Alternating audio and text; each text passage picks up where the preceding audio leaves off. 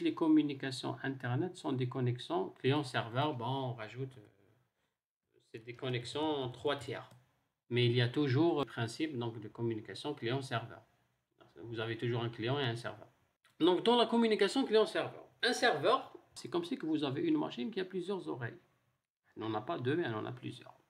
Ce n'est pas un être humain, c'est un ordinateur. Donc, il a ce qu'on appelle plusieurs sockets. Qu'est-ce que ça veut dire socket? En anglais, socket, on dit une socket, un socket. Donc, socket, c'est le couple adresse IP plus numéro de port.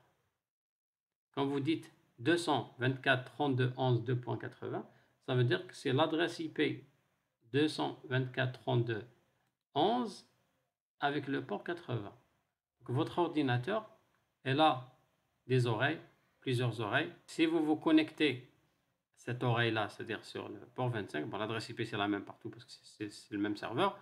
Si vous vous adressez à l'oreille 25, ça veut dire que vous voulez envoyer des emails. Si vous vous adressez à l'oreille 80, ça veut dire que vous voulez consulter un site internet ou voir les pages web du site internet et ainsi de suite. Voilà. Donc ça, vous avez un socket ou une socket, ça dépend. Donc socket, ça veut dire le couple adresse IP plus numéro de port. Vous avez un socket pour chaque service ou pour chaque serveur. Pour le web, c'est le socket 80. Pour la messagerie, c'est le socket 25. Pour transfert de fichiers, c'est le socket 21, etc. Donc le socket serveur, donc c'est le couple IP port. De l'autre côté aussi, donc le client, il a le socket client. Donc c'est son adresse IP avec le numéro de port source. Rappelez-vous, c'est le numéro qui est supérieur à 1024, qui est un numéro de port libre qui sert uniquement pour les réponses.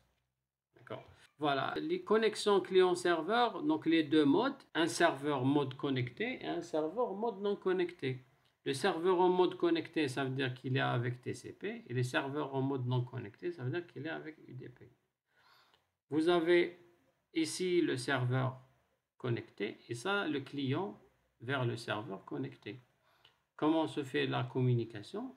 Donc le serveur, il va s'attribuer une socket ou un socket. Bind, ça veut dire faire le couple IP port. Listen, ça veut dire il écoute. Il reste en écoute en permanence. Il écoute, etc. Jusqu'à ce qu'un client initialise socket client et se connecte. Dès qu'il se connecte au serveur, que la communication sera acceptée.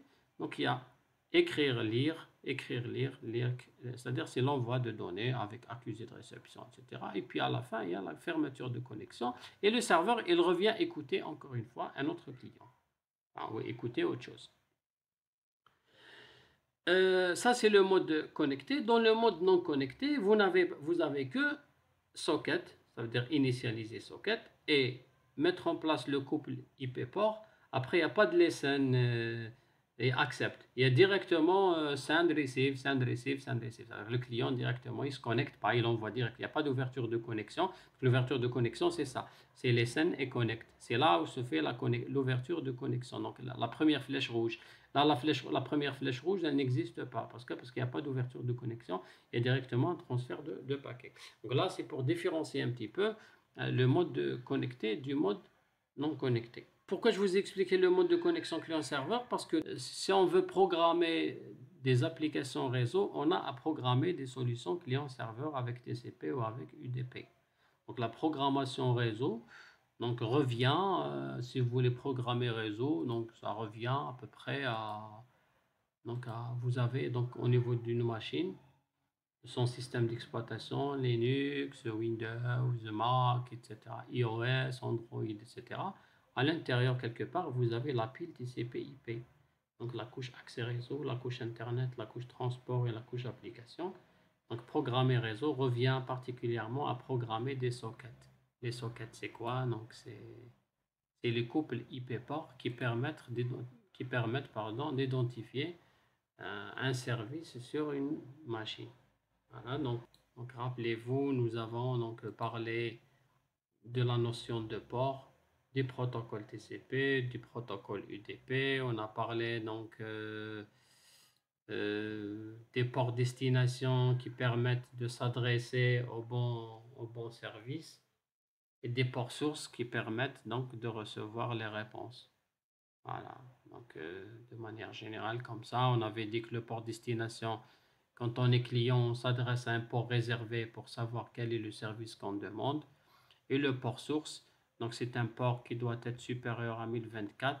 Ça permet au serveur de répondre au client. Parce que dans notre cas, je peux que le client aussi ouvre plusieurs applications. Il est en même temps en communication sur Messenger, sur Viber, sur WhatsApp, etc. Là aussi, ce sont des applications qui ont un numéro de port. Donc le serveur, quand vous connectez au serveur avec Messenger, il ne faut pas qu'il vous réponde sur Viber.